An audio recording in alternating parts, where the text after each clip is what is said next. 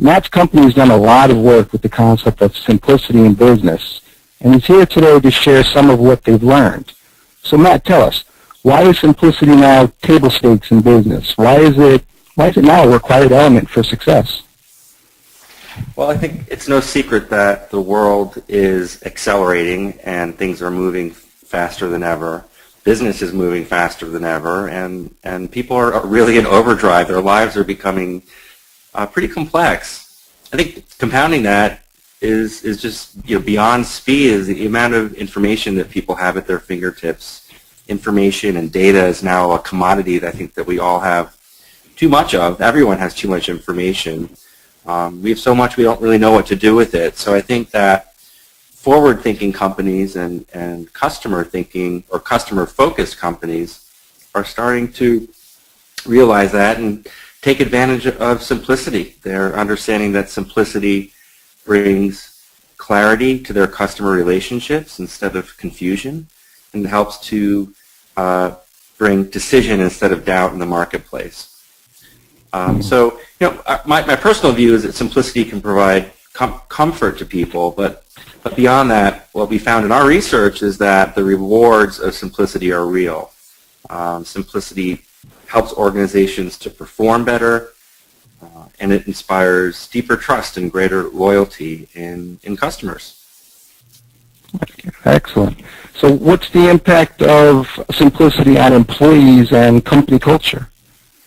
Sure. Well, internally, simplicity can be a catalyst for productivity and for innovation. Our research has shown that when company leaders are able to simply articulate a shared purpose for the organization, and when employees subsequently understand that purpose and their role in delivering against it, that can unlock innovation and lead to stronger corporate performance. So we had seen this link between innovation and simplicity in some of our past studies, and this year in our research we tried to dig a little bit deeper to understand that correlation and that relationship, and we were quite surprised to see what a strong impact purpose and a clearly articulated and understand purpose had on individual employees' motivation and corporate-wide innovation.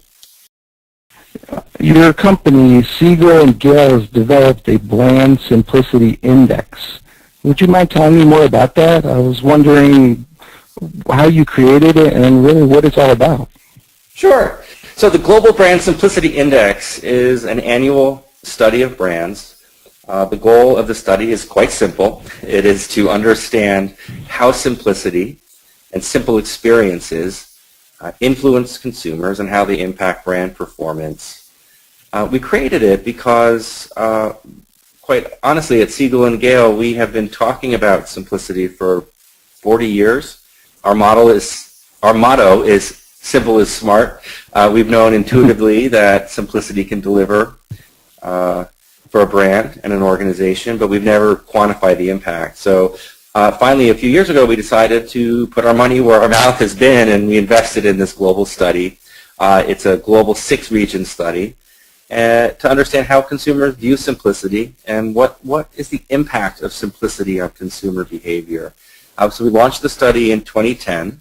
It's now in its 4th year, and the core of the study is an index of 500 brands that are rated by over 10,000 consumers around the world, and we're able to rank brand performance against simplicity in these 6 regions around the world, and really uncover, what brands are viewed as most simple and how those simple brands are performing compared to average brands in the marketplace. What would you say is the single biggest value to an organization in terms of your index? Well, I think it's proven that simplicity pays. So it's a helpful lens for assessing any market strategy or customer strategy. Beyond we've known intuitively that simplicity can create a better experience, but I think now we've proven through this study that people are actually willing to pay more for simplicity. So in the U.S., for example, about roughly a third of consumers are willing to spend significantly more for a simple experience. So by understanding that, we understand that simplicity can affect revenue and can positively impact margins. But beyond that individual transaction, we've also learned that people are much more likely to recommend a brand that provides simpler experiences. So simplicity can impact loyalty. It can even impact the brand's net promoter score and its overall reputation in the marketplace. That makes sense. Thanks. Who would you say is the Chief Simplicity Officer in an organization? In other words, with whom does the responsibility for making and keeping things simple really lie? Well, I think that is not a job title we have seen proliferate in corporate America, although it does exist. But really, it's a fascinating idea, and certainly large, complex organizations would benefit from having a senior leader who's responsible for simplicity and for driving simplicity throughout the organization. I think who that is depends on the organization and what the objectives are. If the goal of a simplicity initiative is to improve customer engagement or consumer metrics, then it should likely be the Chief Marketing Officer. If the goal is about internal audiences and processes and cutting out internal complexity, then it could be the CEO, it could be the Chief Operating Officer, or really any senior, highly influential executive in the company. GE, for example, is on a sort of huge simplification kick this year, and it's internally focused. And from what we know, that initiative is being spearheaded by Jeffrey Immelt, the CEO. So it depends on the why, and who is the focus internal or is it external? That makes perfect sense. What are some key things that any organization can do to reduce complexity and make things simple? Sure. I'd like to create a simple answer to this question. There are a lot of complicated steps that one could take. But I think if I were working internally at an organization, I'd probably start with a customer experience audit. So maybe that sounds daunting or complex, but it really doesn't have to be. So what we would suggest is simply to take a look at how your customers are experiencing your product or service. Map out that experience over time and across the specific touch points that a consumer or customer interacts with your brand, and ask a few simple questions. Is that experience clear over time?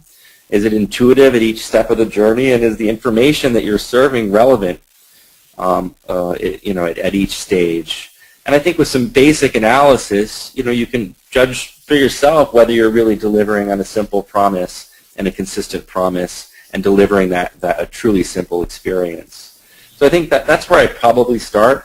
I'd also talk to frontline managers, find out where complexity is creating challenges in their lives. So often senior managers, while they have much data and analysis, they don't always have access to that frontline view. So by talking to frontline managers and understanding how complex processes or systems or customer engagement is impacting their lives, you can understand where simplicity might create value. And I think most importantly, talk to your customers. Walk with them through your product experience, see how they respond to each aspect of that experience. You don't need to start with a formal research approach. I think that can come later. But in order to start this conversation, I think just some individual roll up your sleeves discovery can really help any executive to start the process. Well, I see. Thank you for joining me today, Matt. Your insights were really interesting. I need to think on what you said and see how I can apply them myself, because I think there's a lot to work with here. Although it doesn't sound simple, I think it'll make things simple. Thanks so much for joining us. Thank you.